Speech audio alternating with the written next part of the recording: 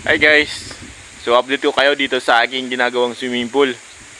Mabagal yung pag-usad natin kasi laging masama yung pakiramdam ko. Kaya pag natrabaho ako paunti-unti lang. Ano pang ang boses ko eh. Ayan na. Ayan na yung ginagawa natin.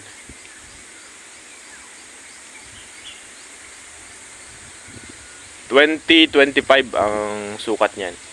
Binagay ko sa taon ngayon, 2025. Fit yun, fit.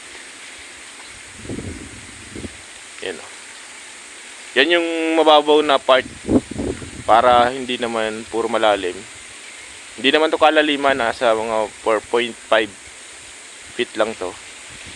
Para hanggang dito lang.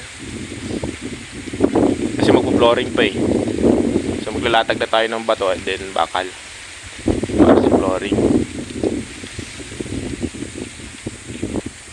Dito ko to ginawa kasi ito yung mataas na part para yung tubig pagpalabas diretso dun.